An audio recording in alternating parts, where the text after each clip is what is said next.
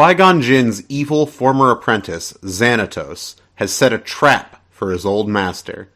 He has lured Qui-Gon and young Obi-Wan Kenobi to his home planet of Telos, and has framed them for a crime they did not commit. The penalty is death. Suddenly, Qui-Gon and Obi-Wan are fugitives on a planet where everyone is an enemy. Xanatos' day of reckoning has come.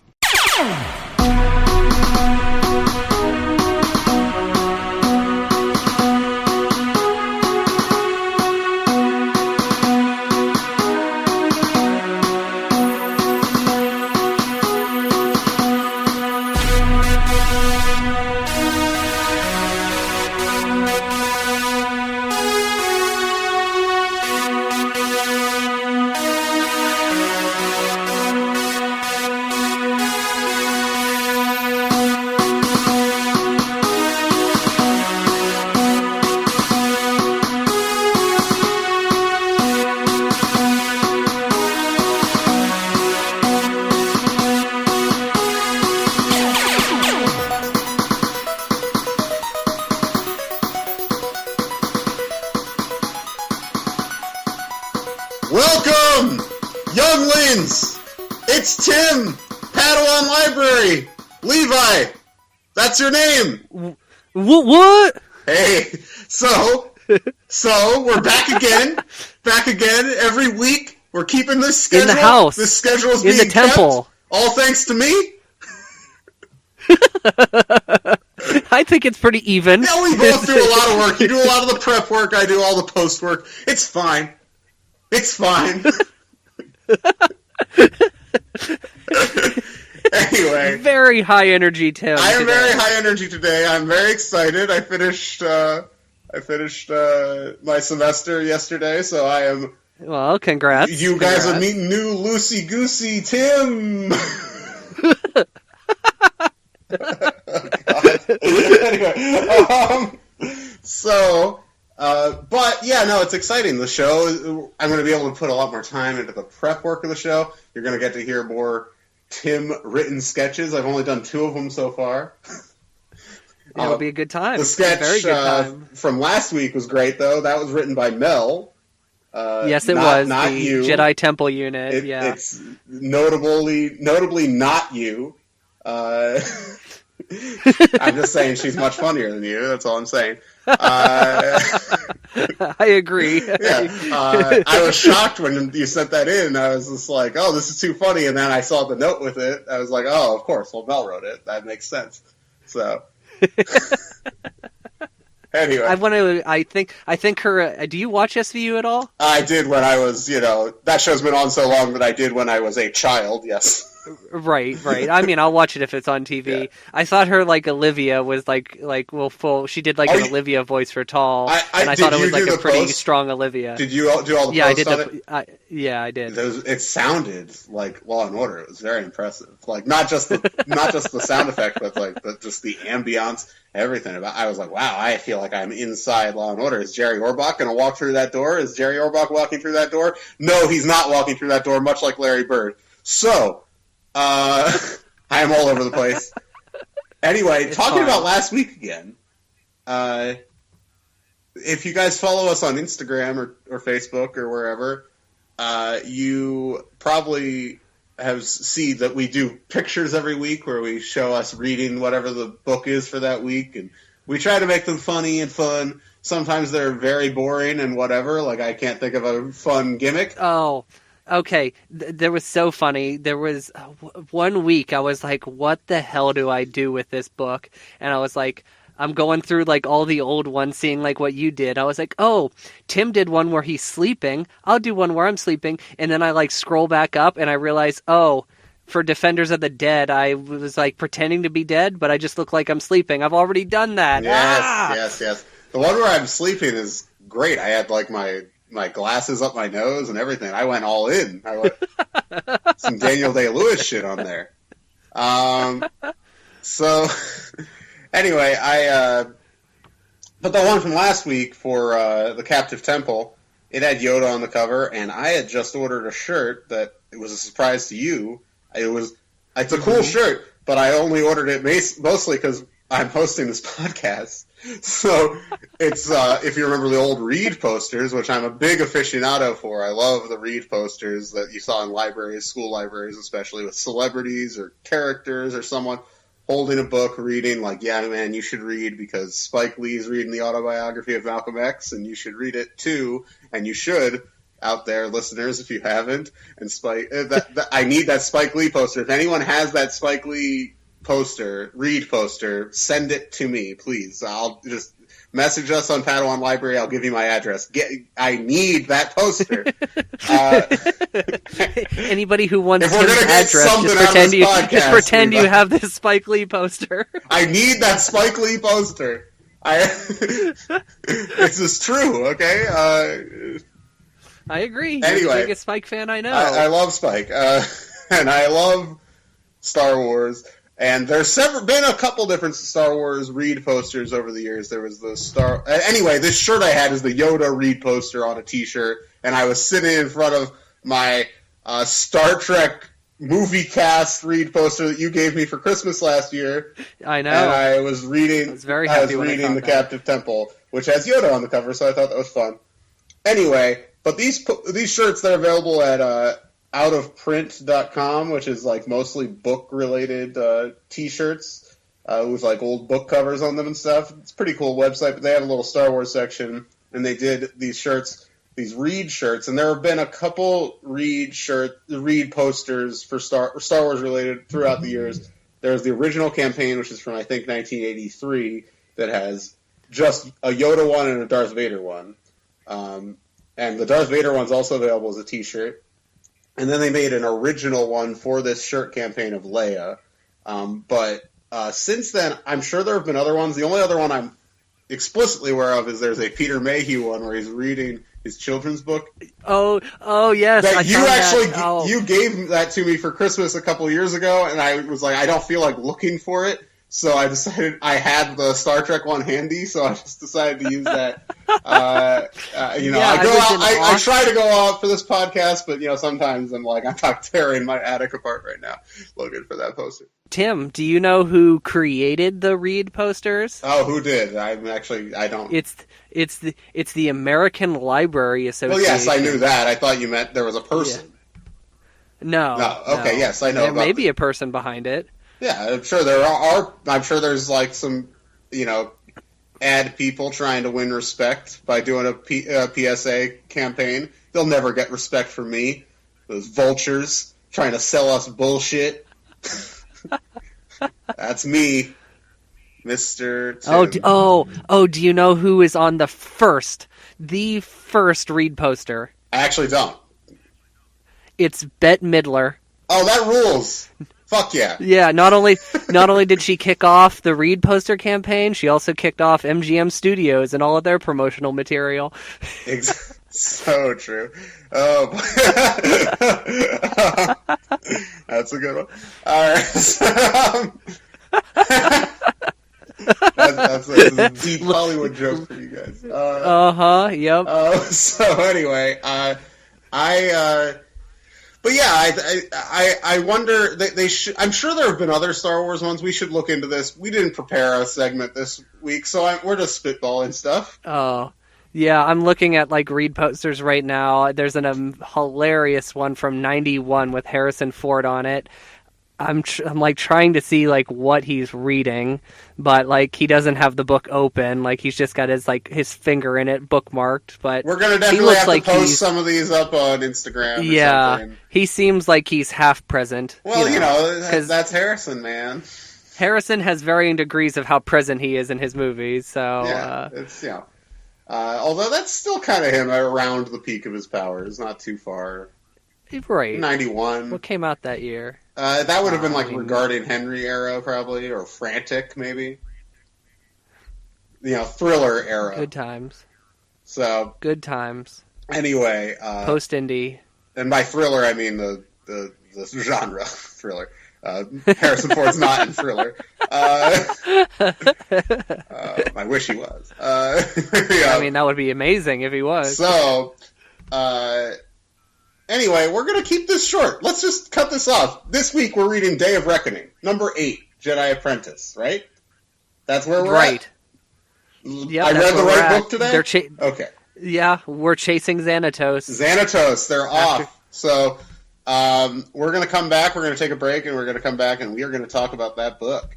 Get excited. I can't believe I failed to steal the Vertex at the Jedi Temple. Blasted Qui-Gon. Blasted Yoda. Blasted Jedi. Sir, your business plan is all over the place. What did you say to me? Who do you think you are?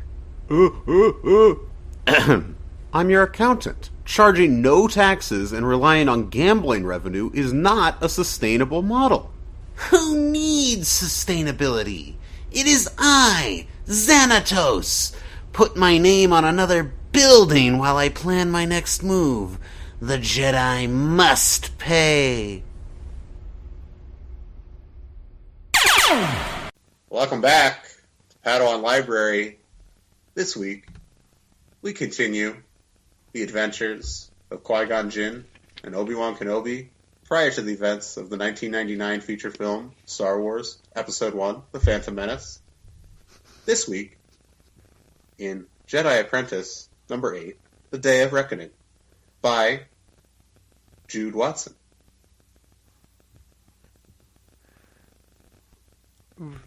Are you? I'm there. I was just blown away by that. That was so good. Anyway, this book, yes. Where we left off, right in the captive temple. Bruk-Chun is dead. Obi-Wan and Bruk-Chun fought to Bruk's death. Obi-Wan has been taken back into the Jedi Order, but he is currently on probation, and Xanatos has gotten away, and without the support of the temple, Qui-Gon has gone after him, and Obi-Wan has decided that he's going to, because even though they're not master and apprentice, he can't bear the thought of Qui-Gon going at it alone. So, that book, and these books are all kind of end on, slight cliffhangers. It's very exciting. They're heading to Telos. And why don't you get us started? All Chapter right. 1. Chapter 1. We catch up with our heroes on a luxury space liner known as the Leviathan. Oh, sorry, Leviathan. I'm confusing the ship with that whale from The Glove of Vader.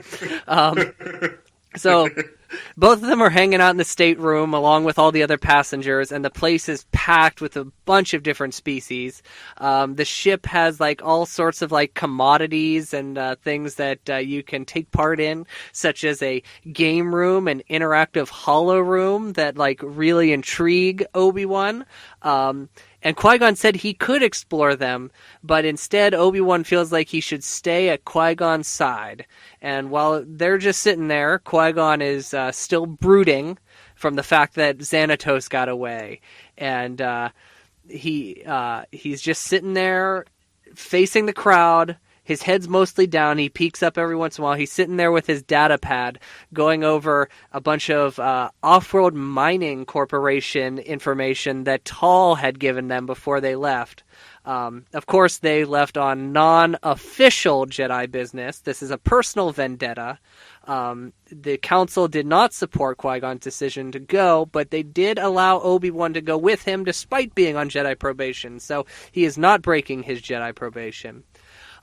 So their whole plan to get to Telos is to get on this space liner because Telos has a large tourist industry and because of the planet's natural beauty. So Qui-Gon believes that the two of them can blend in with the tourist. Obi-Wan sees some Duros walk by, and they're chatting about something called catharsis. It sounds like some sort of a game that's played on the planet, but he doesn't get all the details. Perhaps we'll find out more later. Qui-Gon pipes up about some company he's reading about called Unify, and he believes that this is one of the many fake companies that's a front for Off-World, and he thinks it's a weak link that they can penetrate on the planet to get the information they need to take Xanatos down.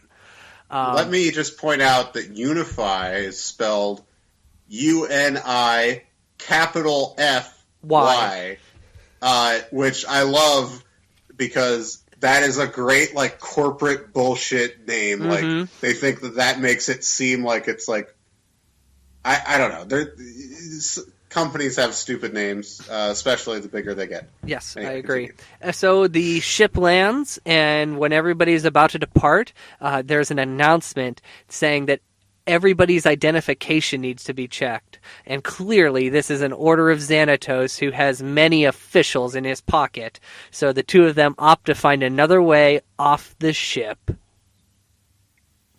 So, Qui-Gon, he leads Obi-Wan through the ship's kitchen. You know, he's just like, always look for the kitchen, Qui-Gon does. And they are able to exit because they're shipping. When a ship lands, the kitchen needs to restock, and so they're able to get out of the ship that way, and Now, they get back to the landing platform. I don't want to where they interrupt would have you, gone. but Obi-Wan is hungry. It is mentioned. Obi-Wan is hungry. Yeah, Obi-Wan's hungry throughout this book. This is a big thing. It's very important, I guess. And so they get back to the landing platform where they would have been otherwise, and they see some of the other fellow passengers and stuff, and they're like, okay, we made it out, no problem. And but then, you know, security guys come up and they say, hey, you guys, and Qui-Gon's like, just ignore them, pretend they're not talking about us. They might not be, who knows? And they just keep walking, but then they shout at them again and call them out and so then they start running, and they're able to kind of shake security pretty quickly. They're out on the Thani city streets. You said Thani was the capital, right? Okay. Sure. Thani didn't say that. Thani is the capital city of Telos. You know, and so anyway, Qui-Gon's like, man, the security guards, they're not going to keep coming after us. That would be a waste of their time. They're not going to do it. But no! They continue. They continue to pursue them very tenaciously, right? And everyone, and they notice, by the way, that everybody's heading towards this giant dome at the center of the city. Like, what's going on in here? This giant dome. Anyway, so the Jedi, they disappear into the flow of foot traffic to avoid the security, and they head into the dome, and there's a sign, a big billboard that says, wealth beyond imagining is just one bed away. Catharsis! By the way, K catharsis is how it's spelled, of course. And by the way, this used to be a dumb way that, like, science fiction writers would distinguish, like, a space word from a real world word by just changing the spelling slightly. However, that's also now how, like, stupid internet companies name their shit. So it was always prescient. Sci-fi always looking into the future, man. So anyway, there's a giant crowd in this dome, and seemingly everybody in the city is there. And Obi-Wan, he's like, what's going on here? He asks someone, he's like, hey man, it's my first time. What's going on? And the guy explains, he's like, okay, well, 20 people compete in this variety of contests, and every citizen is allowed to place a bet on the outcome of all these various contests. And once they get to the last contest, only lottery bettors, three randomly selected citizens, can bet. And the pot is massive, and if you win, it will set you up for life. And the guy's like, man, it's been great for Telos. Great for Telos. Because I guess, you know, all the money goes to the government, supposedly. And they're going to rebuild the parks with it. They're going to rebuild the parks. The park system is very important, apparently, which I like. You know, I wish that people could be as moved by the destruction of our national parks. I agree, 100%. As they are in this book. You know, it would be nice. Make that a voting issue, guys. You know, because it also symbolizes other great catastrophe on the horizon. Anyway, so anyway, the pot's huge. It's going to set you up for life, and basically the idea being that, I mean, this is all kind of explained a bit later, but that this will help the park system. They've eliminated taxes. I think a guy explains this later, so we'll get to that in a bit. But anyway, so security continues to search up and down the rows for these criminals, or are they searching for Obi-Wan and Qui-Gon? Or are those two things one and the same in the eyes of the law? God, I can't talk today. So I hope this is coherent, guys. Anyway. That's like the main thing I worry about this entire podcast. Can people follow these recaps?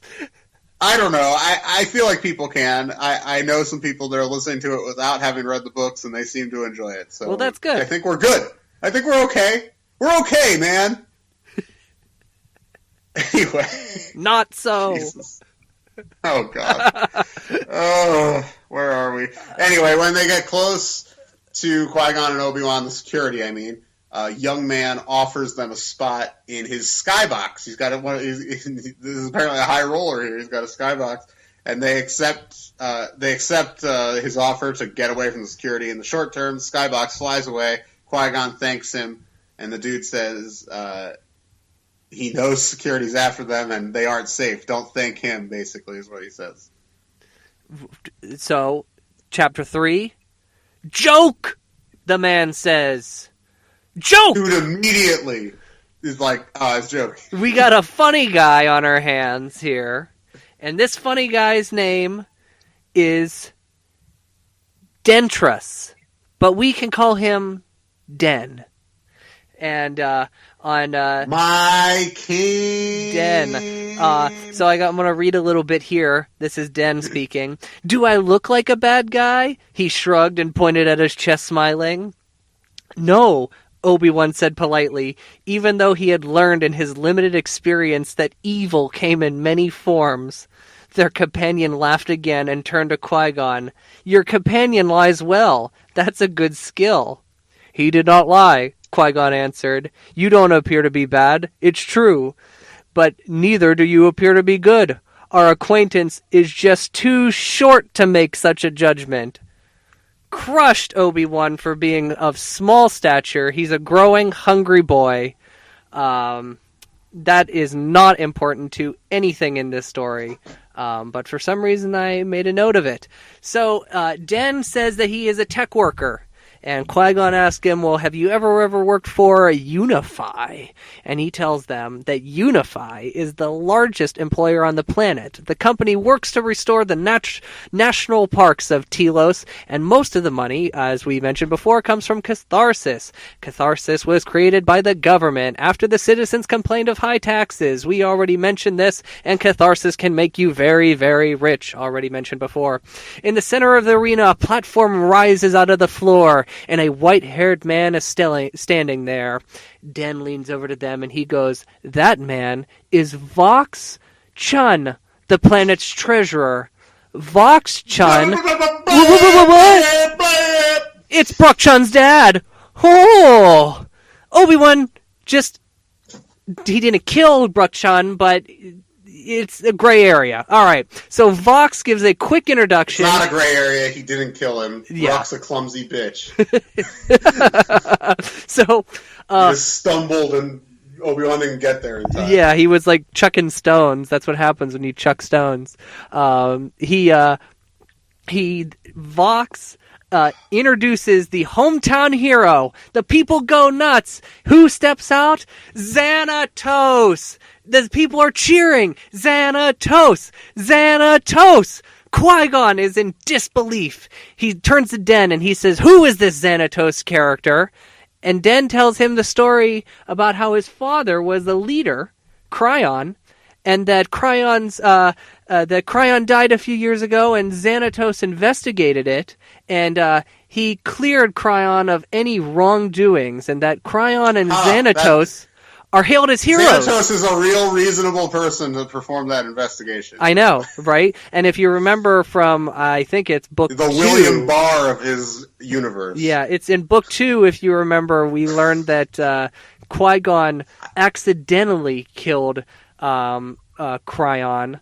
I guess Xanatos doesn't have a last name, does he? I don't think he does. It's just Xanatos, so it's Cryon and Xanatos. I can't remember. He might, but it was many moons ago that I read that book. Right.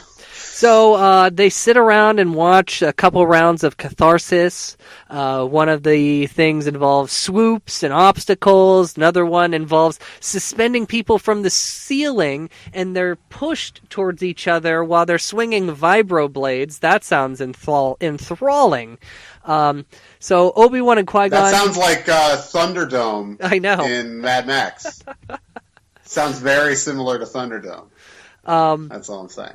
Tina Turner should play Xanatos if they make Oh, that would be amazing. That's perfect casting. So the two of them decide they're going to leave, and Qui-Gon asks Den where the Unify headquarters in, and he gives them directions, and they head on out. As they head out, they pass food, and Obi-Wan mentions that he's hungry again. As they approach the exit to the dome, they sense a dark presence, and a few meters away, they see Xanatos. They freeze. And they can see that Xanatos can sense the disturbance, too. He scans the crowd, but doesn't see them. He turns and smiles, telling Qui-Gon one thing, that he knows Qui-Gon is there, and that the final battle had already begun. So, Xanatos, he's grinning like a shithead, and then our heroes, they get out in the street, and Qui-Gon and Obi-Wan, they find that Xanatos... Kill me. I'm tired. There's a new Springsteen album coming out in like a month, and I'm just excited. All right, so Qui-Gon and Obi-Wan find that Xanatos they has paid for a great many things, nice things, libraries, hospitals. There's the Xanatos Institute for Learning. Oh, healing. It's healing. I wrote Institute learning. for Healing. Which is apparently different from a hospital. I guess it's some sort of spiritual healing center. I don't know. So just as they're kind of observing this, Den comes running after them, and he's like, "Oh, you need help finding Unify? I forgot to mention there's no signage on this building. No signage on this building, Levi." And so Qui-Gon, he doesn't really sense any danger coming from Den. He's like, okay, I guess, we'll follow him for the time being. But then he notices on a nearby holo screen, that him and Obi-Wan's faces are being projected as wanted criminals. And he distracts Den by, pointing in a direction to avoid him seeing the wanted posters. And he's like, this Xanatos must be behind this. He must have sensed that we were coming. And so they get to the Unify building, which apparently doesn't let anybody in without an appointment. And Qui-Gon, he improvises. He's like, okay, well, our appointment's tomorrow. And Den's like, do you got anywhere to stay? And he offers his place, which seems to be some sort of boarding house with guest rooms. And Qui-Gon... he's still not suspicious of Den, but Obi-Wan is, by the way. Obi-Wan's like, this guy's a joker, a clown, a doofus, a goofus, I couldn't think of another word. So he's Den. He's Den. He's like, Obi-Wan doesn't like him. But Qui-Gon at this moment, he's kind of concerned about Obi-Wan's safety. He thought when Obi-Wan came along, he's like, well, I can order him back to the temple at any time. But now he's a wanted criminal, won't be able to get off the planet. Ugh. He's just like, I can't do this. So they agree to stay at Den's place. But when they arrive, Den, he calls to his landlady that there are paying customers here. They hear footsteps, but not from inside the house. From outside. Security's got that place surrounded, man! Chapter 5. They shouldn't have trusted Den after all! Chapter 5, let's move, let's go! Chapter 5. We got a lot of business to get to, man! Obi-Wan and Qui-Gon activate their lightsabers, and Den is shocked. They're Jedi. Qui-Gon accuses him. You ratted us out. But Den's like, hey man, I didn't know. I'm a criminal too. For all I know, the security's here to catch me. And then he's like, okay guys, trust me, and I'm going to get you guys out of this. So Qui-Gon and Obi-Wan really have no other choice. So Qui-Gon agrees. Obi-Wan doesn't like this. Obi-Wan is like bothered by the fact that like Qui-Gon is so quick to trust scoundrels and rule breakers, but Qui-Gon is so hard on him when it comes to the rules and trust.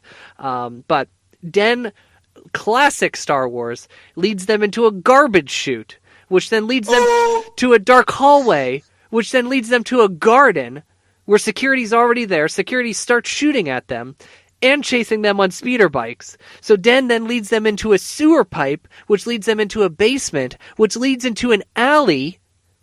And then, once they get to the alley, Qui-Gon's like, okay, buddy, we're good from here. And Den's like, no. I haven't saved your guys' butts yet. Keep following me. I know a friend's place, where we can lie low for a couple hours, my dude. And, of course... No, stop trying to take my shit.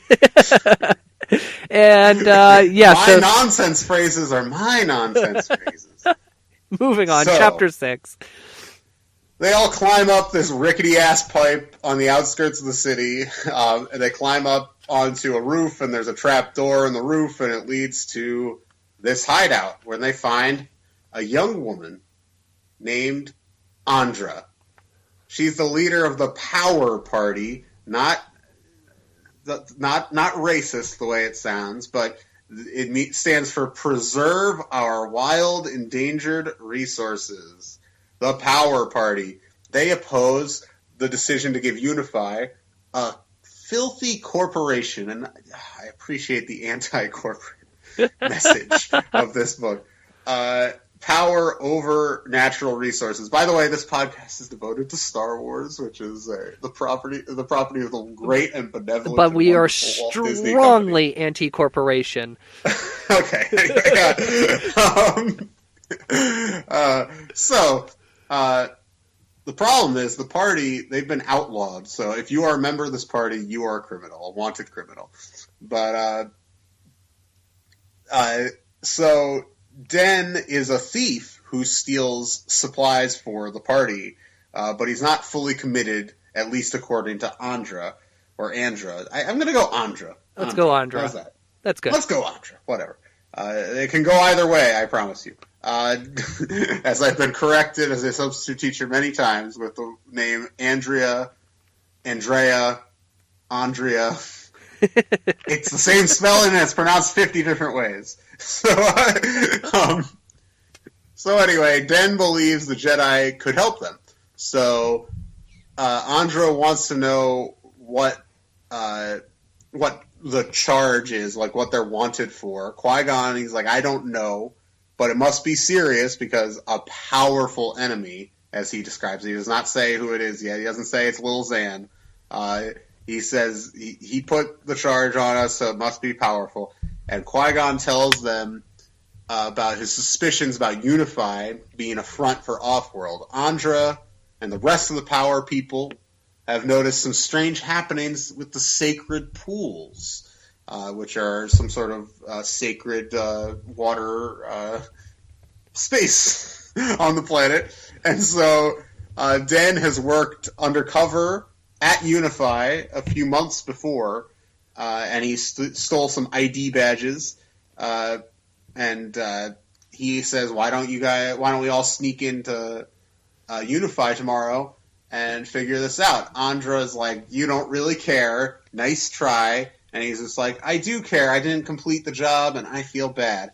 The subtext of this is, fucking Andra and Den wanna fuck. That is what's going to happen after this book ends. Eventually, so anyway, he offers to go back with them, find out more. Andra's skeptical, but the plan is going to be hatched. You know who else is skeptical? Obi-Wan. But on top of the ID badges, Den gets them Unify worker jumpsuits, and they cruise into the... Man. He's got all the connections. They cruise into the building with the other workers, no problem, and they make their way down to the records department. There's a guard at the door that Obi-Wan easily mind tricks to letting them in. And Den is so impressed. He goes to Qui-Gon and goes, "Hey, do you think that temple of yours would take me as a student?" And Qui-Gon's like, "Not a chance." So classic Qui-Gon.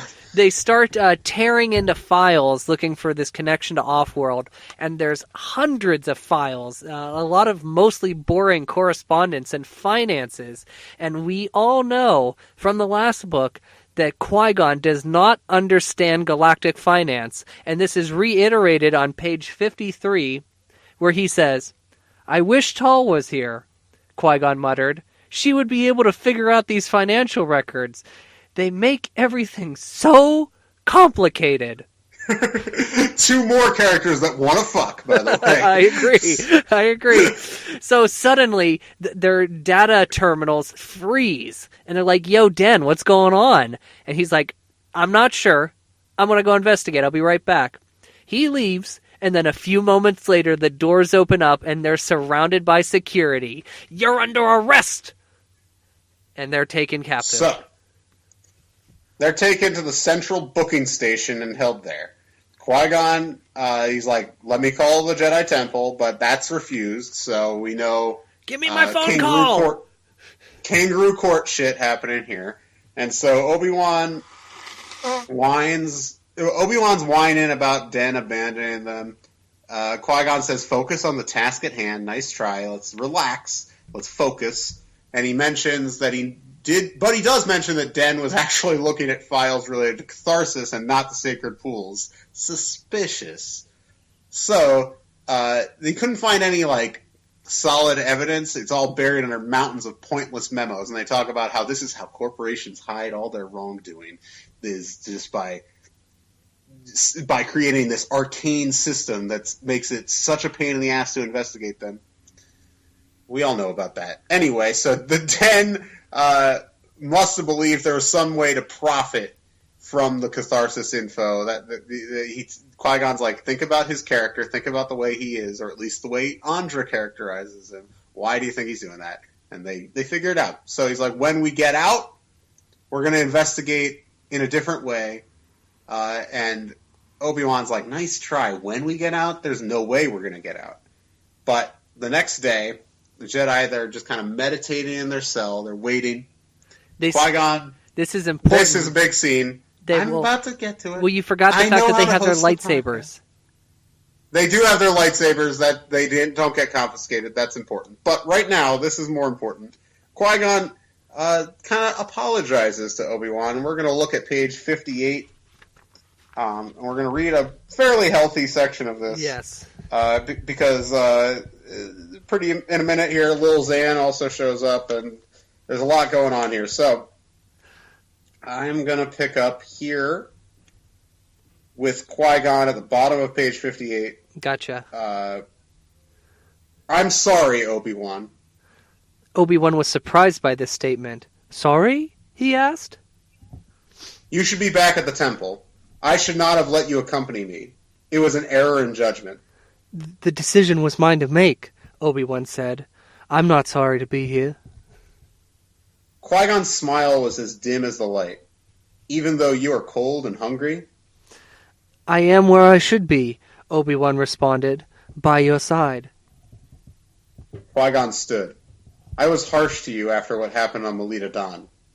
"No more than I deserved," Obi-Wan said, surprised to see the emotion on Qui-Gon's face. This was the first time his former master had brought up the rift between them with sorrow more than anger. He seemed to be struggling for words. "No, Obi-Wan. It was much more than you deserved," Qui-Gon corrected. "I have come to see that my reaction was due to my own failings, not yours. I haven't had a chance to tell you that. Qui-Gon stopped suddenly. "He's here," he murmured. So we'll get to the Xanatos stuff in a minute, but that scene... That's incredible stuff. That's good stuff. That's kind of the first moment where we realize that this is going to work out. I mean, we obviously know it's going to work out, blah, blah, blah. That's the problem with prequels, all the hacky bullshit criticisms you can make. But I'm exhausted!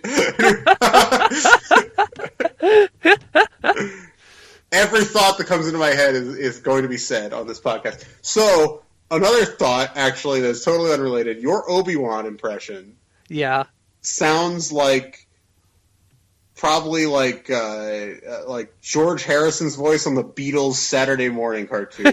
The fake George Harrison. I was, as I was doing it this time, I'm just like, this is a little British.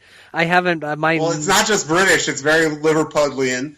And, it sounds like every bad impression of, like, Paul McCartney. I know I said George Harrison, but, like, yeah, because you go up on the end of every line. It's amusing. Anyway, great scene. At this moment, Xanatos comes into the cell, and we're going to read a little bit of this. Let's figure out which... we can do it. Where do we start? Okay, we'll pick up where we left off, and we go halfway down to page 60. Okay, yeah. Right. Okay, I'll start off. Then Obi-Wan felt it too. The disturbance in the Force was like a whisper of poison gas that sneaked under a crack in the door and then filled the room. He stood and turned towards the door. The Durasteel door suddenly hissed open. Xanatos stood in the doorway. His black cloak was thrown back, his legs casually apart, his hands on his hips. "Enjoying yourselves?" he asked, cocking an eyebrow at them and smiling. Qui-Gon faced him. Qui-Gon faced him, not speaking. "Ah, the silent treatment," Xanatos said with a sigh. And here I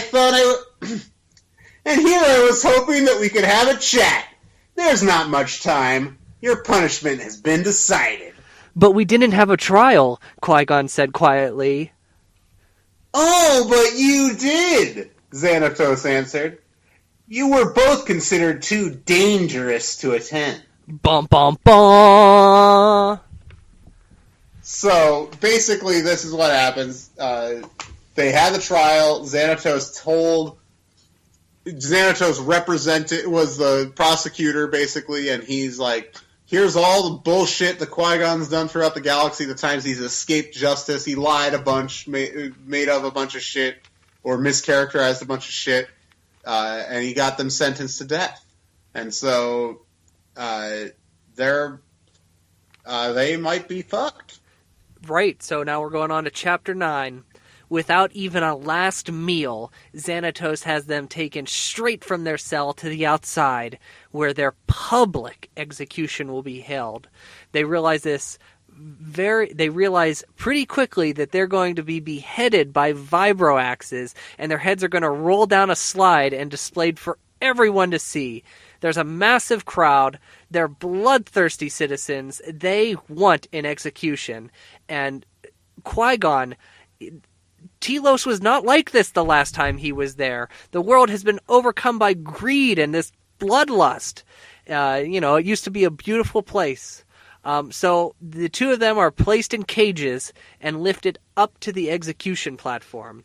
And I'm going to read a little bit here on page 64 and 65, bottom of 64. It was the duty of every Jedi to accept death when it came, yet Qui-Gon could not be calm. It was not his first time. It was not Obi-Wan's. He saw that Obi-Wan was struggling to contain his fear. "Kill them! Kill the murderers!" the crowd shouted. Anger surged in Qui-Gon. Xanatos had done this. He had inflamed the crowd. He had filled their minds with hatred and lies. If Qui-Gon died, Xanatos would win. He would corrupt Telos even more. He would destroy it. Qui-Gon couldn't let that happen. He must not fight with anger. He must fight with justice. Yes! Qui-Gon! Come to our aid! That's not the end of the chapter.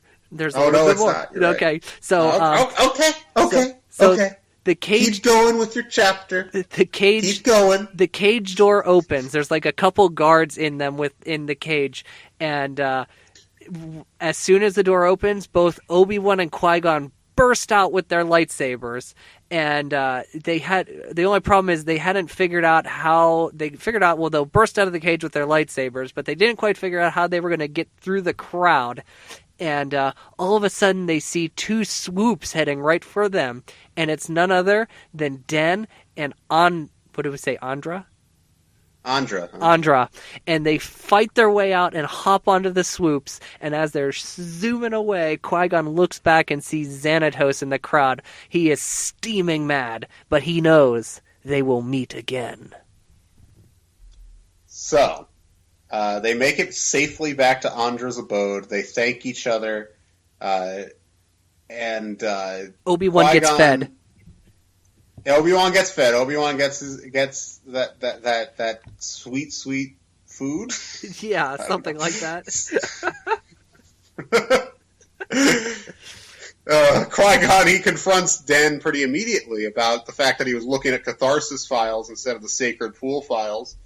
And Den claims, I was only thinking of power. The party. Not his own power, but the party. And Andra's obviously like shooting this down. Nice try. So earlier, I guess, in the past, he had discovered that Unified controls Catharsis, as well as all the profits from Catharsis. It was their idea in the first place. They proposed it to the government and got it pushed through the Senate or whatever the governing body is, and they control the whole pipeline. They control the means of production. So anyway, they. The plan is obviously they're going to open up all the parklands for development. Diabolical plan.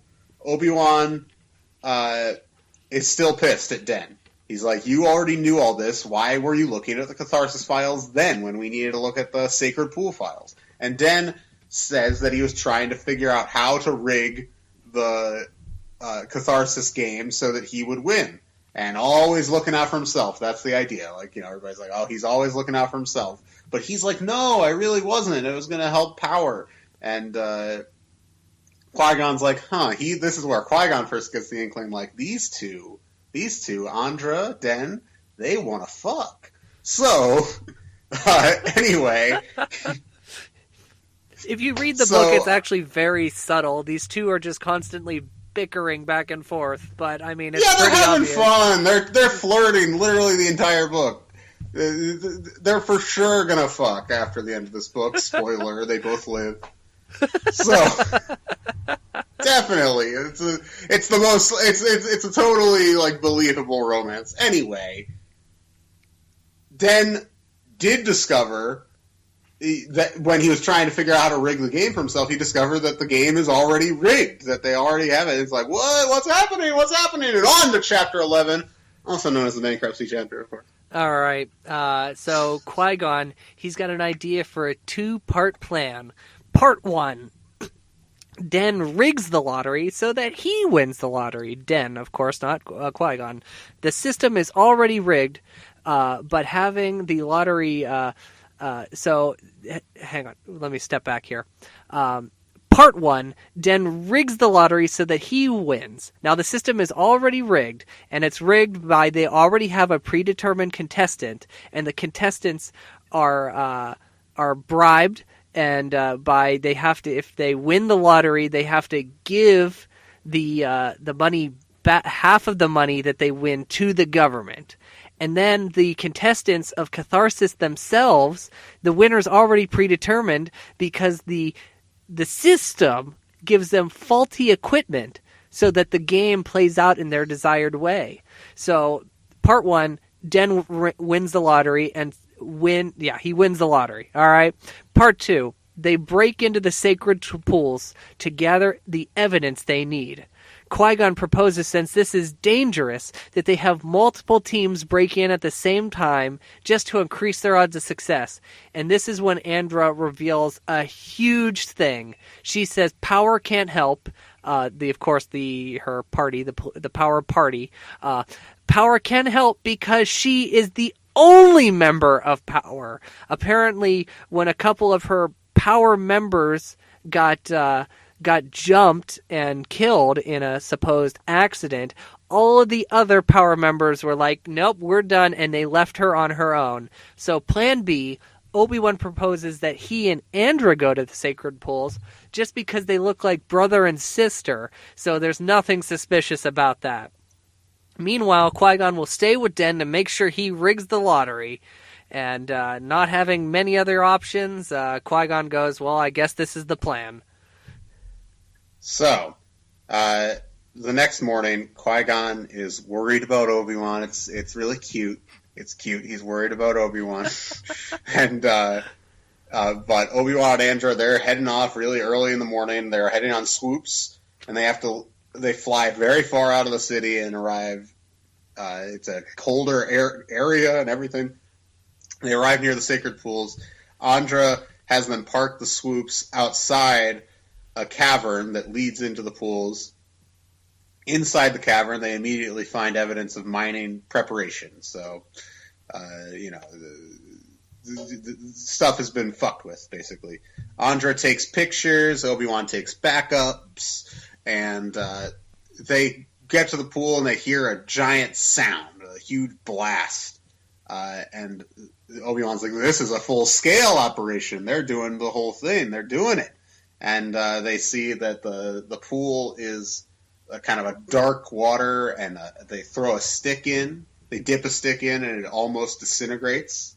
It's toxic, truly toxic water. And so there's a bunch of surveillance droids, which they're initially able to avoid, and they keep getting some footage. Tons of workers, everything. Andra's filming everything.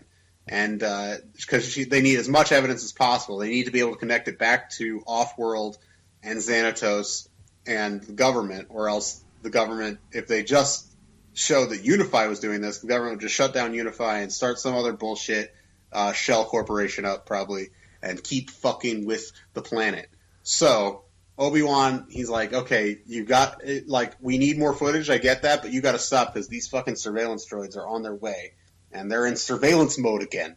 And they start screaming, and then an alarm goes off, intruders, intruders, intruders, intruders. Obi-Wan and Andra, they start running back through the cavern, and they seemingly get back to they escape, it seems, but then the swoops, they're gone, they're missing, and they're surrounded by armed surveillance droids. With his lightsaber ablazing, Obi-Wan takes out at least six security droids. We're not told how many there are, but there was at least 6 he took down. And Andra, of course, assisted him with her vibroblade. However, Andra's pack with her recorder got shot, and the recorder is fried. Luckily, Obi-Wan had that backup. So, Obi-Wan calms Qui-Gon, and Qui-Gon informs them that Den's got Catharsis all rigged, we're ready to go. He'll be picked for the lottery, and he knows who's supposed to win, so he asks Obi-Wan, well, how'd your mission go? And Obi-Wan tells them that they got evidence of mining, but not that connection to Offworld, and Qui-Gon's like, well, that stinks, but it's going to have to do. So can you meet us at the Catharsis building? And Obi-Wan doesn't have the heart to tell them that they're being chased by security and that their swoops are gone. And he says, oh, yep, we'll be there. And he's determined that they will find another way back. So he asks Andra where the nearest town is. And she's like, it's way too far to walk. We'll never reach Catharsis on time. That's when Obi-Wan, he has an idea. He's like, we have to go back into the cavern. She's like, what? He's like, there will be a ship there. We have to steal a ship. Because he recalls when they were going through files at Unify that there was a landing pad at Tech Dome D. And since they didn't see it from the air when they were coming in, it must be hidden underground. Because all this mining equipment has to come from somewhere. It's huge. And of course, Obi-Wan here is like, well, I used to be a miner on Bandamir, and I know all this mining equipment. He's like trying to impress Andra with his expertise. Little does she know, Andra already is once Den. So I don't think that's an age-appropriate relationship. No, it really isn't. So they go back inside. Whereas Den and Andra... Very age appropriate. Right. Yeah. They go inside, they locate Tech Dome D, it's crawling with workers, and Obi-Wan mind tricks into one of them into giving them 2 uniforms. So they suit up, they each grab a cart, and they head inside Tech Dome D. And as they're pushing the cart, Obi-Wan notices a symbol on the side of it. It's a broken circle. Off-world. He gets his recorder out to capture it when all of a sudden the roof of the dome opens and a huge ship drops down to drop off some mining equipment, and surprise the surprise, off-world in huge letters on the side of the ship. What luck! So the ship takes off and they see a skyhopper, so the dome is like open, so they're casually trying to like walk over to the skyhopper when all of a sudden alarms go off again. Intruder. They hop into the ship and the dome is like starting to close. Andrew's like, no, you're not going to make it. And Obi-Wan guns it and he just, boom, like out they go. Nick of time. They're safe. So, back at Catharsis, the day has already started, but they're at the break. They're at like the halfway break, and Qui-Gon's nervous. Where is Obi-Wan? He reflects on the moment when they left the temple. He had told Obi-Wan that he didn't need to come with him to Telos. Obi-Wan's determination convinced Qui-Gon that Obi-Wan wouldn't stay behind regardless of his orders. But Qui-Gon's having second thoughts. Was that actually true, or was he simply flattered by Obi-Wan's loyalty? But anyway, Obi-Wan and Andra show up and hand off the footage, and Qui-Gon takes it to the control booth and mind tricks the dude into playing it after Xanatos' speech. And Andra and Den, they share a moment. Andra touches Den's face as he's getting ready to win the rigged system, and Den has a big smile on his face. Like I said, they want to fuck. And I have it in my notes here. It says they are going to fuck. And so you're obsessed with them fucking. They are going to. It's going to happen. Believe me. So anyway, he gets into the lottery, and he's called up. He plays it off like he's super excited, and then he bets on the winner that he knows is going to win, bets big, and he wins. And Xanatos comes out, and he starts his speech talking about how this is the greatest. Look what we're doing for our global parks and everything. We are the best. Catharsis fucking rules. He's talking all about it, and the crowd, they slowly start to look. They look at the screens, and Obi-Wan's Qui-Gon has started playing that footage, and it's all this stuff, and the crowd is looking, and they're starting to get pissed. They're like, "What?" They chant a whole bunch of shit. And here on page 110, real quick before we do that, you forgot to mention that the guy in the tech booth that Qui-Gon like mind tricks to play the footage was like eating some like really greasy meat, and not only did Qui-Gon like mind trick him to play the footage, but then he mind tricked him again and told him to wash his hands before he did it, and the dude of course does. That's great. Yeah, I forgot about that. That's incredible stuff. So on page 110, here we go. At first, the crowd didn't notice. Then another image flashed, and another. The hill of Malab slabs, mole miners, the scan grid lying near shattered stone, giant machines sucking golden sand, grav sleds parked on once pristine landscape. Murmurs began. Xanatos did not notice them at first. His eyes were on the crowd, not the giant screens. Thanks to Catharsis, our beloved Telos is now ensured protection for generations, he said. The people have spoken. They have safeguarded their legacy. An image of the Off-World logo filled the screen. It was burned into a case of thermal detonators. The murmurs of the restless crowd turned to a buzz of conversation that filled the dome like a room full of tech equipment gone haywire. The next image was one of mole miners being unloaded from the maintenance hauler. An image filled the screen. Off-world. The buzz turned into a roar of disbelief and anger. Lil Xan looked up at the screens at last. Qui-Gon watched them. Anyone else would have shown his surprise and anger. Xanatos just went still. Shouting erupted around the dome. Many rose to their feet. Their shouts rose in intensity. People began to stand on their chairs and raise their fists. A rhythmic pounding began, a demand more potent than the shouted question. Xanatos raised his hands, motioning for silence. Motioning for silence. God. It took several moments for the crowd to quiet down. Why do you believe what you see? He asked in a quiet, commanding tone. Very quiet, very commanding. Believe what I tell you. Someone is trying to inflame you. Someone is trying to trick you. A lone voice arose from the crowd. Is it you? The crowd took up the question. Is it you? Is it you? Is it you? Is it you? Alright, so you get the idea. He tries to fool them, and he does start to kind of convince them at first. He's like, he tells the crowd that, like, this is a trick being pulled. You guys can come with us to the pools, and you'll see that this is all bullshit. I wonder what his plan was if this actually happened. But yeah, I know. But he tells them it's fine. The governor's like, yeah, man, it's fine, Lil Xan. So I gotta stop doing that. Anyway, I love that name. I love that name. Well, it's a SoundCloud rapper's name. Oh, damn it! As in Xanax. We could put it on a shirt. No, we can't do that.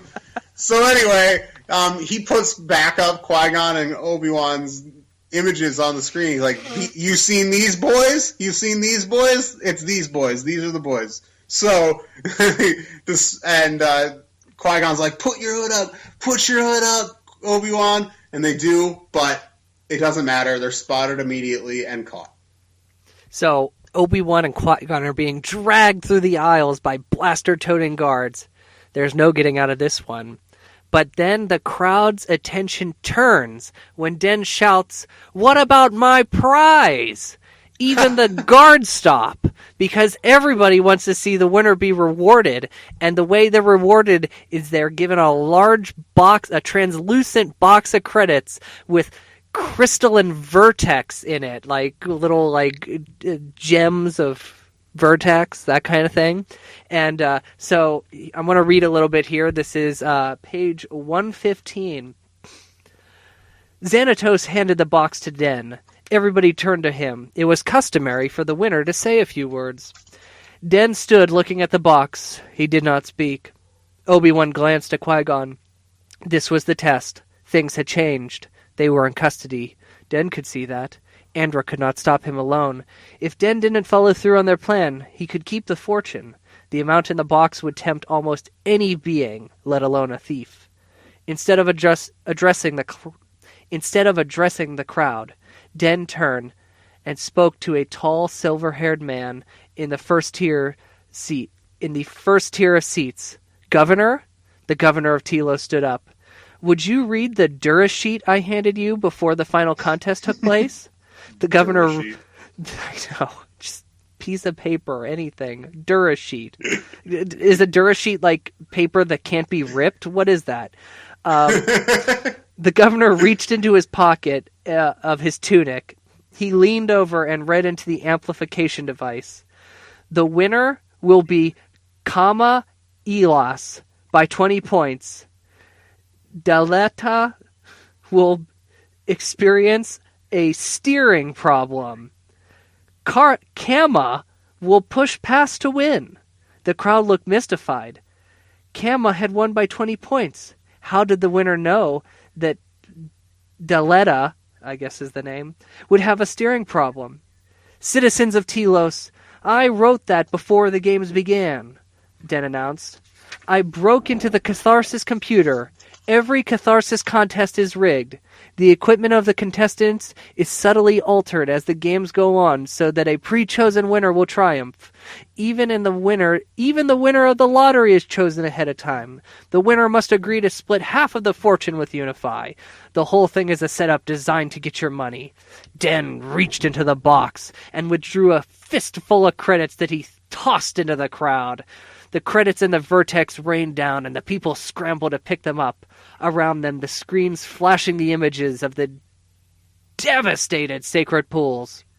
"They've lied to us," he shouted. "Look at the screens. This is what your money has brought. Look around you. Look at each other. Are you in debt? Do you only think about money? Good, because that's what they want. And while we scheme and dream, our world is being destroyed. Look at the logo on those crates of explosives. On that ship, Unify is off-world. Our planet has been sold to the biggest mining corporation in the galaxy. And while we bet on a game... And who runs off-world?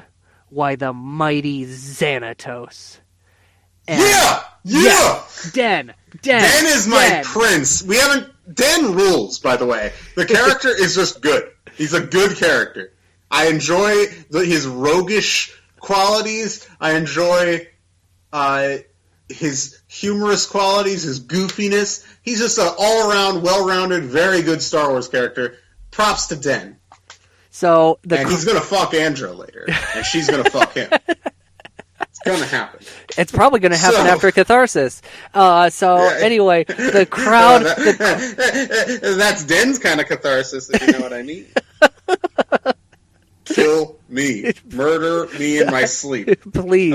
All right. So the crowd turns. They want Xanatos. Xanatos is like, whoa, whoa, whoa, whoa, and he hops on a swoop that's like one of the contestants' swoops, and he takes off. With the guards distracted, Obi-Wan and Qui-Gon break loose, and they head towards their own swoops parked outside. The chase begins. So... sorry, I had a Wikipedia page open for a second. Anyway, chapter 16. Qui-Gon and Obi-Wan, they're tailing Xanatos all the way to Sacred Pools, where he's obviously trying to get a transport off the planet. He's headed for Tech Dome D. He must not make it! That is Qui-Gon's determination. Qui-Gon cuts him off on his way, and they get into a little tussle. They're a little lightsaber back and forth. Obi-Wan joins them, and he's mocking Obi-Wan, saying, "Oh, it's your little puppet," all this bullshit. And they get separated from him, kind of Episode 1 style, by a barrier, a natural barrier that pops up, a giant steam thing that comes up through some sort of shaft or something. And I'm terrible at describing action scenes, guys. Anyway, Lil Xan spews some bullshit, steam stops, and Xan spooks Obi-Wan, and he loses his balance, falls down the shaft, and Xan follows him. And we're going to read a little bit here. I apologize if I hope you guys are following this. I feel like I'm... But well, not only are we on going page to read 122, we're not only going to read a little bit of this, but my only note for the next chapter is just read the whole chapter. So 122. God, are you kidding me? I'm not kidding you, but it's great stuff. Something important happens.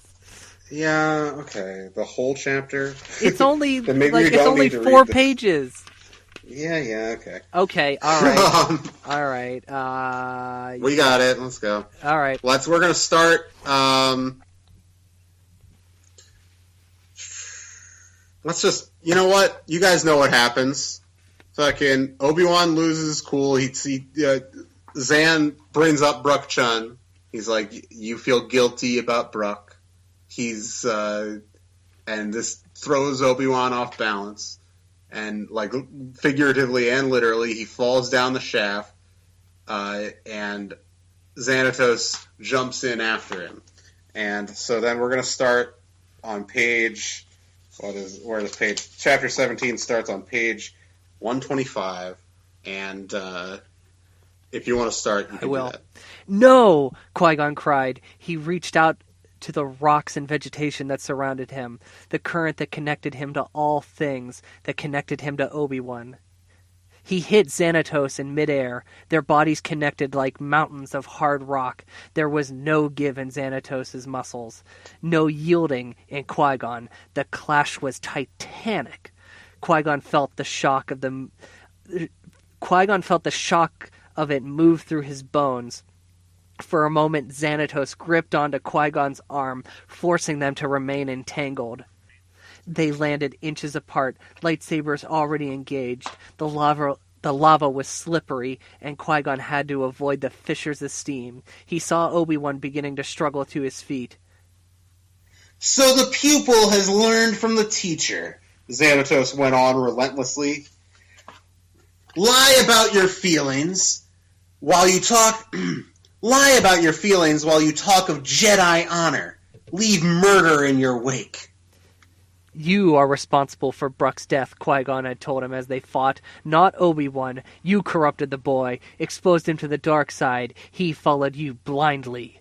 Obi-Wan limped slightly as he headed towards them. He had turned his ankle. His face still looked naked and young, still stung by what Xanatos had flung at him. Qui-Gon thought that Obi-Wan had come to terms with what had happened, but he had regretted and mourned...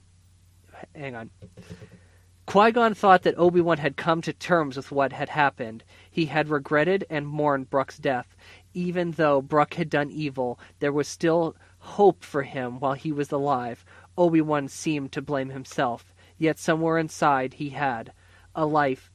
Obi-Wan had not seemed to blame himself. What? Yet somewhere inside he had a life had been ended that was a loss not easily absorbed. Qui-Gon knew that well, and Xanatos would see that hesitancy in Obi-Wan and use it to taunt him. He would see weakness where Qui-Gon saw strength. Such was the nature of evil. Courage, Obi-Wan. Grab your conviction. Know what you know. Don't let him reach you. I see my... Oh, that's a Xanatos. Yeah, come on, stepping on my territory. Sorry. Right now. I see my words have touched you, Obi-Wan, Xanatos said in the silky, insinuating tone he used to manipulate those around him. Can it be because I'm right? No, Xanatos, Obi-Wan said. I grieve for a lost life, and I thank all who taught me for my grief. It does not make me weak, it makes me strong. Suddenly, Obi-Wan's lightsaber whirled. Qui-Gon was astonished at how quickly and how gracefully the boy moved, leaping off of a mound of lava to strike at Xanatos.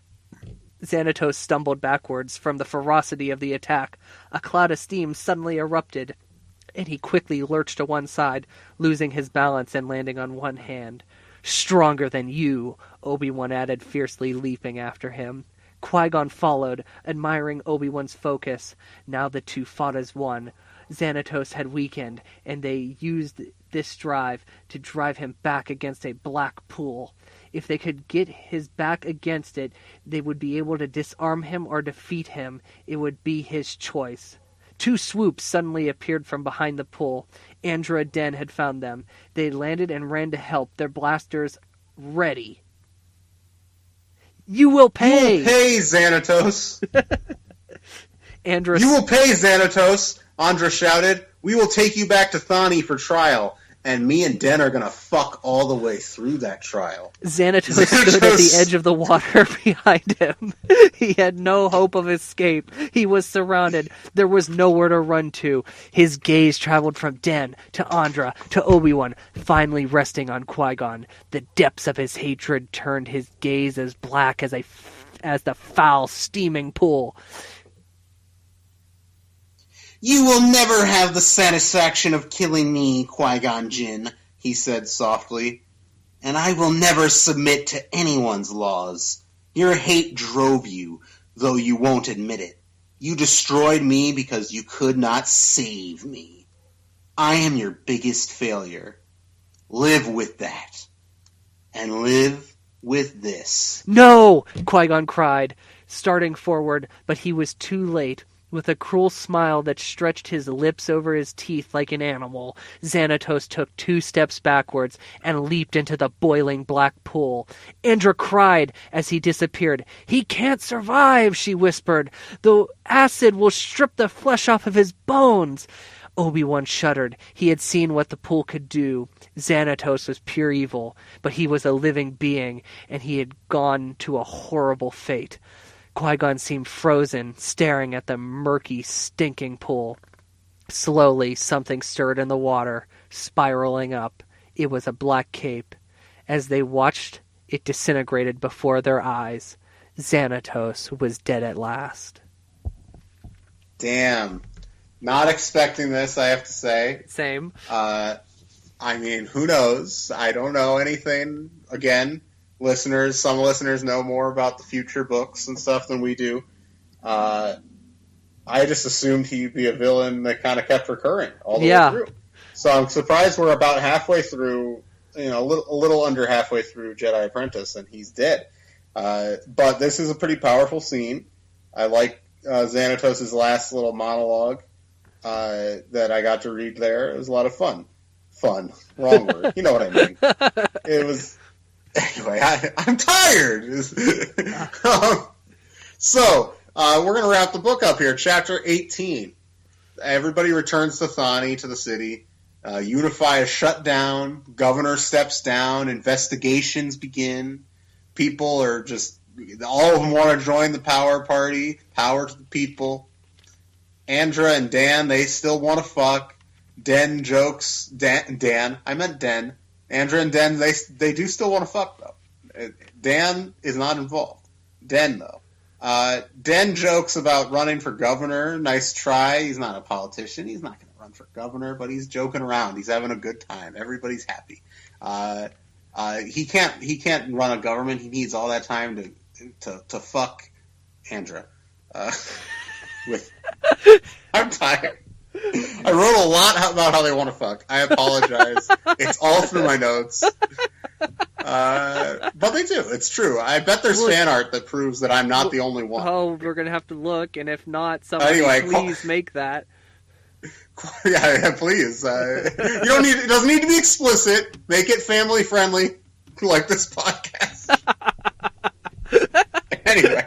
And here I thought my notes were ridiculous for mentioning every time Obi-Wan was hungry. Oh yeah, who cares about that? There's a palpable sexual tension throughout this book. Anyway, Qui-Gon and Obi-Wan, they need to get back to the temple, but they know they're leaving Telos in good hands. And so, I made fun of you for reading the whole thing, but we're going to read most of the rest of this chapter, most of the rest of this book. Page 131, is that where you're starting? 131, starting on 131, the page break here. Alright, so why don't you start it off, I'll read Qui-Gon. Okay. Obi-Wan walked with Qui-Gon down a wide boulevard towards the space liner that would take them back to Coruscant. Was Xanatos your biggest failure? He asked tentatively. Will his death haunt you, as he hoped? Does Bruck's death haunt you? Qui-Gon asked softly. No, Obi-Wan said slowly, but I carry it here. He touched his chest. It is the same for me, I think, Qui-Gon said. It will not haunt me, not the way Xanatos hoped it would. Xanatos chose death. It was his nature to choose the dark path. But it will take some time for me to feel peace about it. I cannot help feeling that if I'd been a better master, he wouldn't have turned to the dark side. Yoda would tell me that as a master, I cannot make a Padawan a success or a failure. I can only guide. And me? Obi-Wan wanted to ask. How do you see me, Qui-Gon? Success or failure? Qui-Gon didn't speak for a few minutes. He seemed to devote himself to enjoying the beauty of the day, as though he needed it to chase away sorrow. You are just beginning your journey, Obi-Wan, he said at last. Do not concern yourself with success or failure. If you act rightly, those words lose their meaning. There is only the good that you do.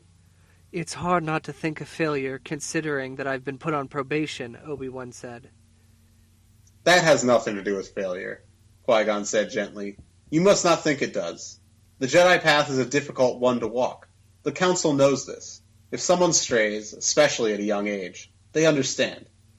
But still, they must be certain of your commitment. You will have to meet with them, spend time at the temple, renewing your dedication. It will be a good thing for both of us, I think. There is a time for missions, and then there is a time for meditation and study. You will be at the temple too? Obi-Wan asked. Qui-Gon nodded. It is time for reflection for me as well, and I will help you with the council. They must understand why you made the decision to leave. I have come to understand it. You have? I was slow to do so, I admit, Qui-Gon said. But yes, I have. He paused. I know you are on probation and can't be my official apprentice, but you are my Padawan, Obi-Wan. I do not need the council to tell me so. Obi-Wan took a deep breath. Then you'll take me back? We will take each other back, Qui-Gon said. Obi-Wan had hoped for this. He had tried to control his impatience for it. Now here it was, and he found that he had no words. He was too deeply moved to form them. I fought our bond from the first, Qui-Gon said. But you knew something I didn't. You knew that some things are meant to be. Now I know it too. You will make a fine Jedi Knight. I would be proud to continue the journey we started together. Obi-Wan lifted his head. Now he too saw the beauty of the day. The sky was dazzling clear. For the first time in what felt like a long while, the future was so clear as well. I am not saying the way will be easy, Qui-Gon added. We have different temperaments. No doubt we will clash. You will come to challenge me again. I will try not to, Obi-Wan told him earnestly. You don't understand, Padawan. Qui-Gon gave the smile he gave so rarely, a full smile that lit up his blue eyes and caused them to sparkle with warmth. I look forward to it. Yeah! Yeah. Back together! And so that's the end of the book. Den and Andra, of course, fucked, I assume. Yeah, the epilogue, some copies of the book, I don't know about your copy, but have an epilogue where... No, mine doesn't. Things go down. Is that called here? Oh, there is something in the back of my book. Is the epilogue called The Seventh Tower? Seventh Tower. It's the tower where Den and Andra fuck. An exciting new series from the publishers of Star Wars and Animorphs and Harry Potter. The steamy I saw that. That was funny. Tower. Like, those are three things I don't really associate with each other. Like these types of books. Like and the Harry Potter books are like much longer books. So like I don't think of them as they're young adult grade. I would assume. I don't know what the official designation was, but anyway, who cares? Anyway, this book, Day of Reckoning. Time to rate. We have an official scale now. We have. Do you have the scale in front of you? First off, pull it up. Everybody listening to this podcast, you should print this scale out, and anytime you read a book, I've designed this scale so that it is easy. Take your index finger and just be like, okay, this book I just read, how many midichlorians does it have? So take your index finger and slide it up the scale. The scale, of course, is color-coded, with 10 being like a fiery red hot, it's that good of a book. So you slide your finger up and down that, and then once you land on it, then you got to choose the character flavor. So these characters here, they're subject to change, of course. But then we're going to add more probably. But then you pick your character flavor, and boom, that is how you rank your book on the midichlorian scale provided by Padawan Library. This is how you should rank all your books from here on out. If you talk to us about a book, you better give us the midichlorian scale. I don't want to hear it if you don't. Well, let's encourage people to communicate with us in a friendly and intelligent manner, Levi. The midichlorian scale is very intelligent. We've put a lot of thought into this thing. We spent months devising this scale. So, I'll go first. This book, I think, was very strong, generally speaking. Like any of these books, there's going to be little narrative shortcuts here or there, but I liked this a lot. I think the world building in this book was some of the stronger world building we've seen. Telos feels like a really fully realized planet, and the the crisis at the center of it feels a lot more natural, even though, it's obviously an extreme thing with the giant, lottery / pro wrestling thing that enraptures literally the entire population is maybe a little goofy, but I like it a lot. Xanatos, I think is a pretty great villain. I'm curious if this is actually the last we've seen of him or not, or what is going to happen there. But I think Qui-Gon and Obi-Wan's coming back together is really interesting. As much as I joked, I thought Andra and Den were both very strong characters who I hope enjoy their very fruitful sex life going forward. And I would say this is definitely one of the better books in the series. I'm not sure. Have I given a full 10 to one of these? I think we did the Hidden Past. I gave a 10 to the Hidden Past. Yeah, I'm trying to remember what I've given a 10 to, but for now, and again, these ratings are subject to change, and maybe somebody can go through the episodes and track them. I've listened to all these episodes enough times as the editor of the podcast. But I don't know. So I'm rolling my finger on up, and I'm going to stop it right around 9. Mm-hmm. And then I'm going to scroll over. We got 4 characters to choose from. The problem with the Jedi Apprentice books is we have 2 characters at the 9 level that are both featured heavily in every book. Qui-Gon and Obi-Wan are featured at the level 9 midichlorians. And so it's hard for me to give the Jedi Apprentice book a different character flavor than those 2 if they're available. Well, you know what? We can allow 2 scoops of flavor. Okay, well, I'm gonna say that I felt like this was more of an Obi-Wan book, so we'll scoop a little Obi-Wan. And then the other 2 characters available to us are Rey and Ahsoka. And I'm going to go with Ahsoka because I think Andra has a bit of that kind of hatred for injustice. And, and, I don't know. Yeah, I mean, all these characters do. They're all fitting to some degree, but I'll go with Ahsoka. A little bit of Obi-Wan, a little bit of Ahsoka, obviously a lot of Qui-Gon also, but we're going to go 9 midichlorians. All right, I like that. So I like this book. Don't love it. In my opinion, The Hidden Past has been still my favorite. It's the one that has floored me the most. It still has the most shocking death to me, even though this probably number 2 in terms of shocking deaths, because the Xanatos suicide I did not see coming.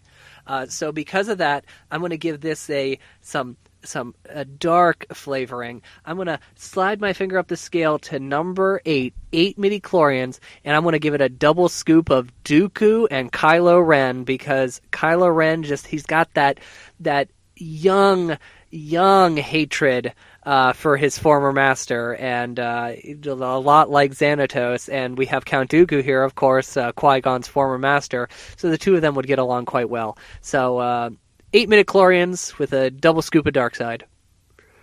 Nice. So we've got 2 kind of closing segments today. In our first episode, you may remember we did I did a dramatic reading of a short piece of fan fiction, and was it Jenny last week? Yes. Asked us to bring that segment back. So you found something, I assume, related to I did. Jedi Apprentice. Uh-huh. And so why don't you tell us about it? All right. So I found this on fanfiction.net, and this is a story written by Andy Hood entitled Deep in the Meadow. Props to Andy. When was this published? This was published August 21st, 2016. Oh, wow. Okay. Yes. Andy Hood, this is called Deep in the Meadow, and this is an alternate universe, so he retells a moment that we've already seen in one of these books. So this story has, it's a little long, so bear with me. 726 words, 4 Oh, reviews. that's not long. What are Yeah. you talking about? Well, four That's reviews, like 4 paragraphs. 9 faves, and 4 followers. All right. Okay. Deep in the meadow, you'll recall this event and see where it changes. And I want to read the story, and then I want to read a note by the author left at the bottom of it. So let me finish the story and then read the note. The square was in chaos as people ran in the aftermath of the one shot. Only 2 seemed to be outside of the screaming and confusion.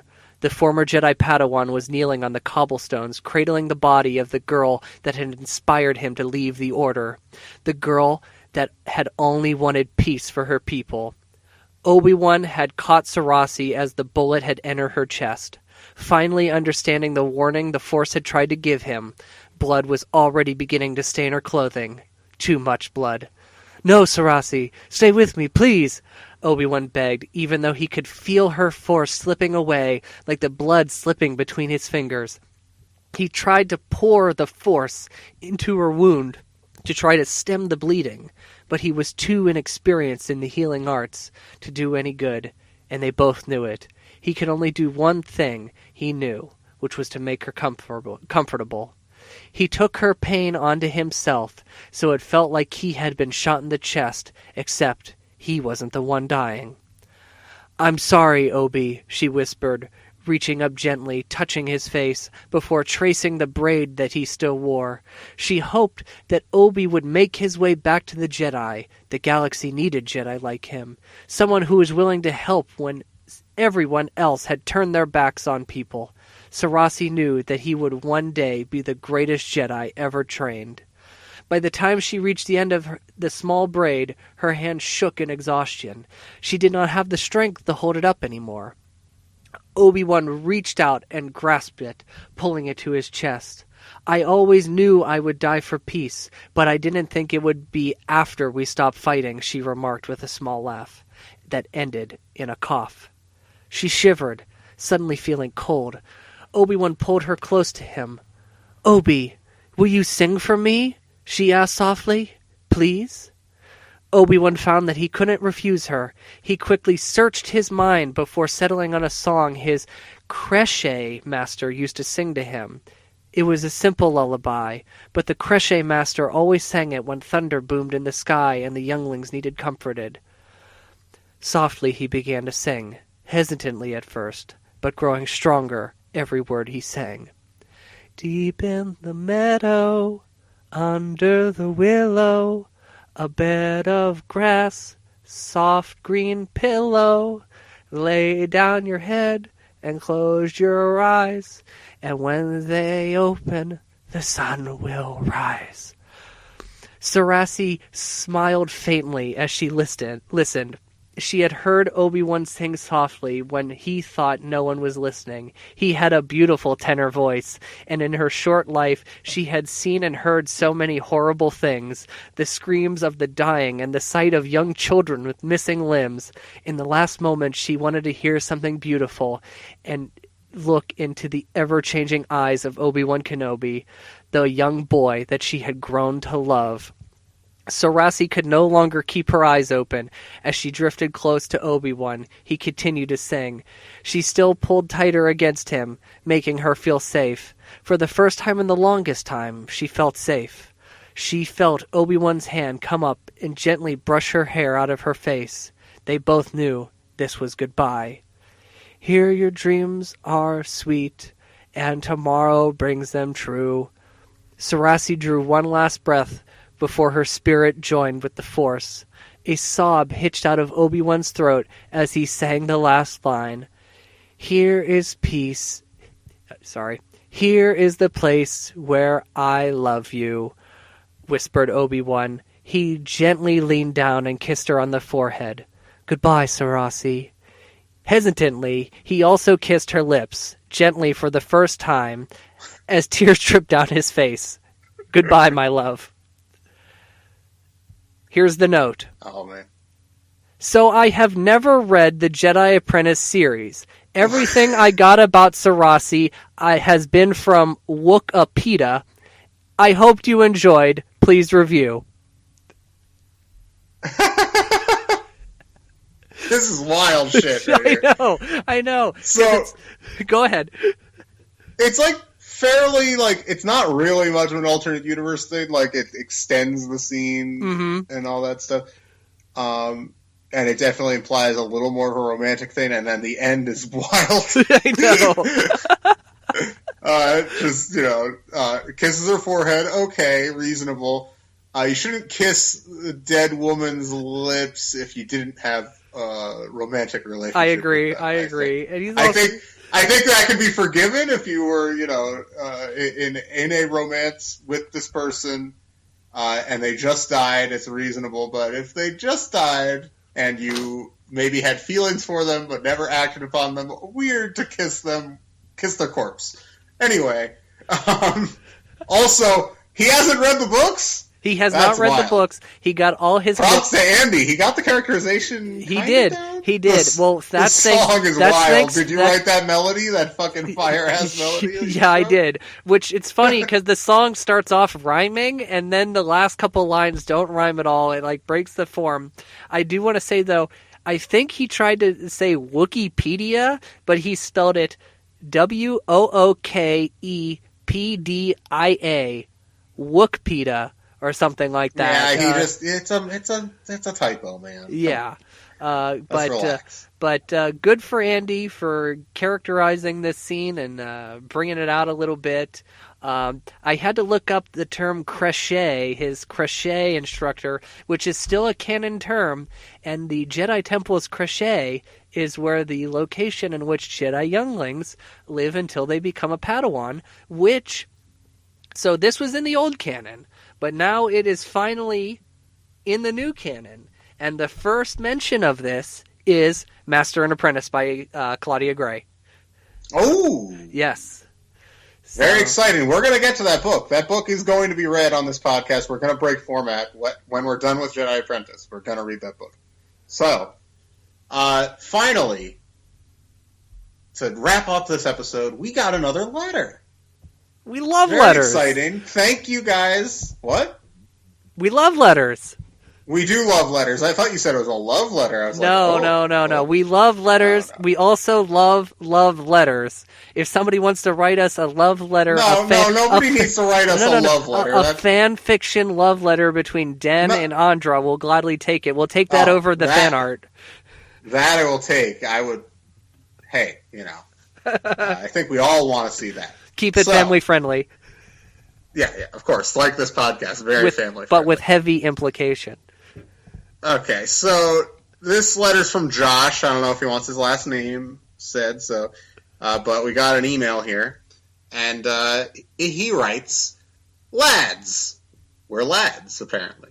I want to start out by congratulating you for churning out quality content each week with this podcast. Thanks, Josh. The Jedi Apprentice books were a staple of my childhood, and it's interesting to revisit them all these years later. I'm looking forward in particular to hearing your thoughts on Master and Apprentice when you eventually do that show. Which we will eventually do that show, yes. I just mentioned that.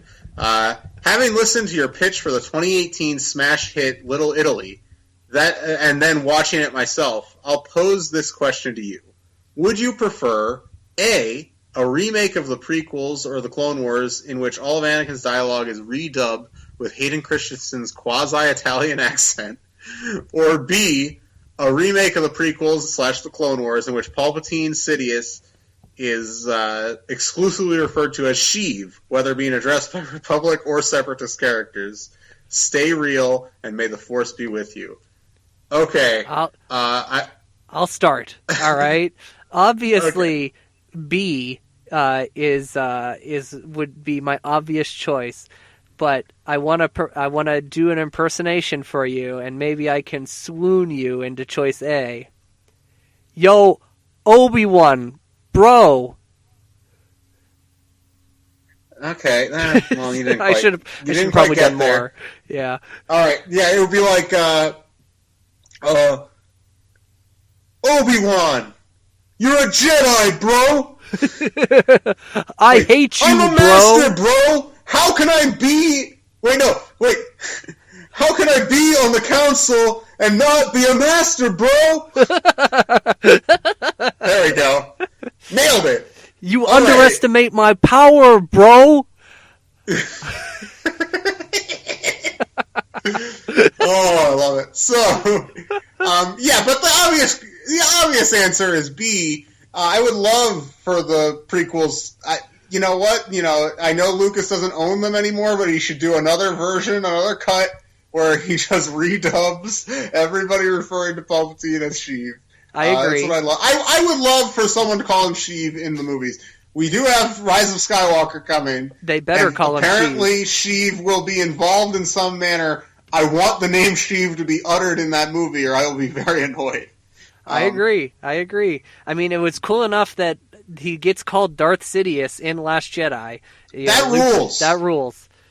Another reason that movie rules. So, anyway, thank you, Josh, for the letter. You guys can send those letters to padawanlibrary@gmail.com or send us a message on Facebook or Instagram or Twitter at Padawan Library. But for now, though, I think this is going to be a short episode for us, an hour and 45 minutes. Yeah, 20 minutes shorter than our usual. Yeah, a nice breezy episode this week. And so anyway, check us out on all that social media stuff. Go to Apple Podcasts, Stitcher, Spotify. On Apple Podcasts and Stitcher, you can rate and review the podcast. Please do that. 5 stars only. If you're a hater, just leave us alone. You can keep downloading it. We love your hate downloads. We don't want your hate reviews. But we're trying to grow the show. Hopefully, I would like to get a slightly bigger audience. I appreciate the listeners we have. Share with your friends. Convince them to join the book club. Yeah, put links, under terrible fan theory videos on YouTube. Be like, here's some good Star Wars content. Think of it. Imagine this. Every week, you and all of your best friends come together at your house. You got the party dip out with the veggie tray and like the lunch meat platter. Guys, Game of Thrones is not going to be around much longer, guys. You need a replacement. And listen to this podcast about Star Wars Junior novels. You all get on Sunday nights. You all get your chairs out. You all sit around in a circle with the book, and then you turn on Padawan Library. You sit silently for an hour and 40 minutes, and then you guys discuss the book amongst yourselves. The book club. Perfect. It's a 5-hour evening. All right. Anyway, guys, next week's our big episode 1 blow up, and we're gonna we're gonna be discussing, not in the same way, but we're gonna be discussing the episode 1 journals. So Queen Amidala, Anakin Skywalker, and Darth Maul. And we're going to have a guest or two, hopefully, and we got some surprises in store. We got a list. It's going to be a fun episode. Then we're going to come back the week after that for Jedi Apprentice number 9, The Fight for Truth. But next week, Phantom Menace time. Let's go. I'll see you guys next week. Yippee! Padawan Library is hosted and produced by Tim May and Levi Peretic. It is edited by Tim May. Our theme song is by the Astral Project. Our artwork is by Freddie Funbuns. Padawan Library is copyright 2019 by Tim May and Levi Peretic. All rights reserved.